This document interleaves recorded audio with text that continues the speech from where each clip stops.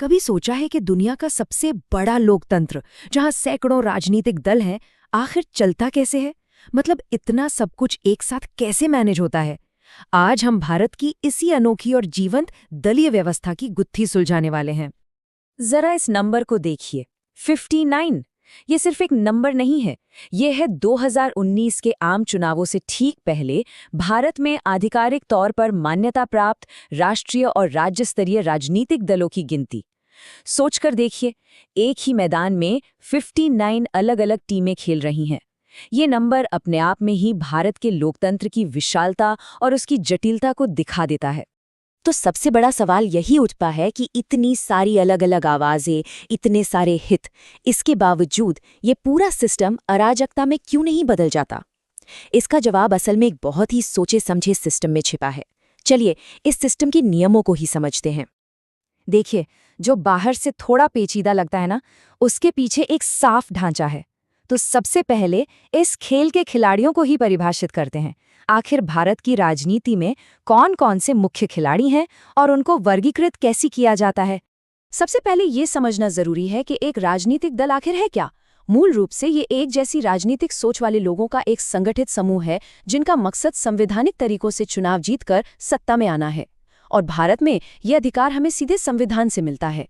अनुच्छेद 19(1)(c) हर नागरिक को संघ बनाने की आज़ादी देता है, और यही आज़ादी भारत की बहुदलीय प्रणाली की नींव है। तो भारत की इस राजनीतिक शतरंज की बिसात पर मोटे तौर पर दो तरह के खिलाड़ी हैं, राष्ट्रीय दल और क्षेत्रीय यानी राज्य के दल।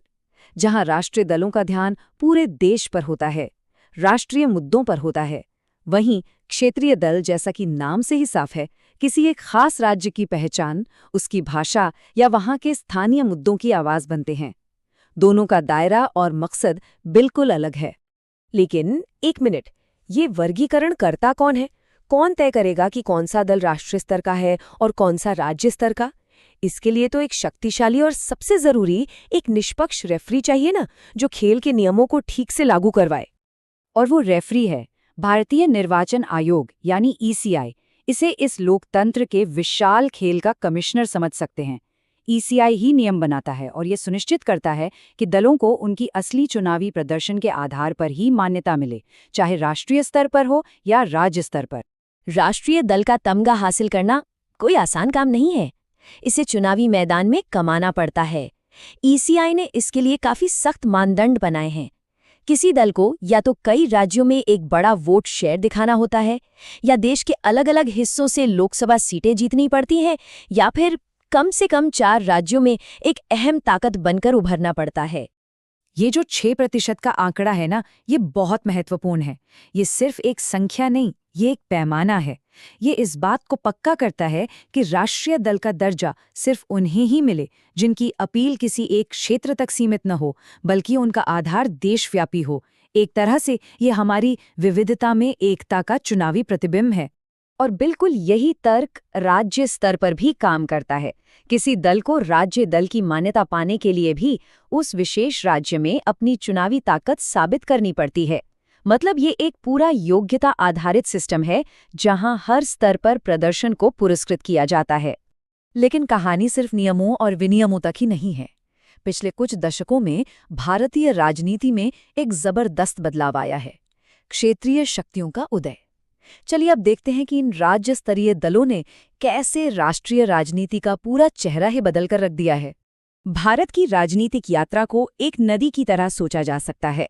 आजादी के बाद कई दशकों तक कांग्रेस पार्टी एक विशाल नदी की तरह बहती रही, लेकिन फिर 90 के दशक के बाद कई छोटी बड़ी क्षेत्रीय नदियां यानी क्षेत्रीय दल इसमें आकर मिलने लगे।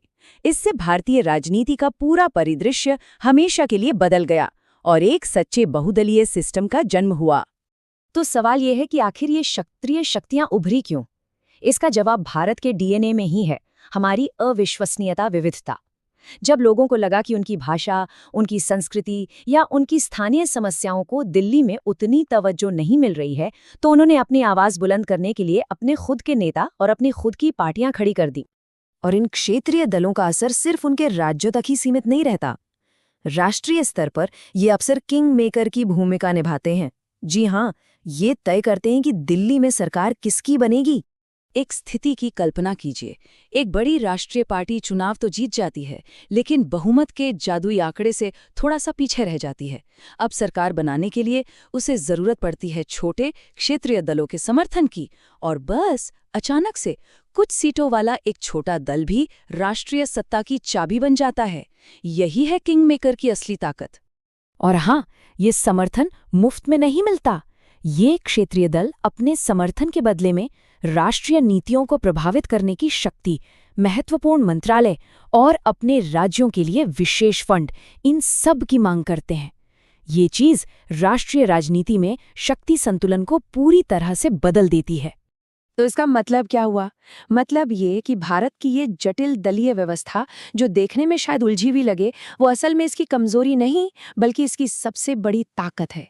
ये सिस्टम सुनिश्चित करता है कि कश्मीर से कन्याकुमारी तक हर क्षेत्र की आवाज को दिल्ली में सुना जाए। ये एक तरह से भारत की विविधता का एक राजनीतिक उत्सव है। तो आगे क्या? जैसे जैसे भारत की क्षेत्रीय पहचान और भी मजबूत होती जाएगी, असली शक्ति का संतुलन कहाँ टिकेगा? एक मजबूत केंद्र में या शक्तिशाली राज्यों में? ये एक ऐसा सवाल है जो आने वाले दशकों में भारत के लोकतंत्र की दिशा तय करेगा। इस विश्लेषण में शामिल होने के लिए शुक्रिया।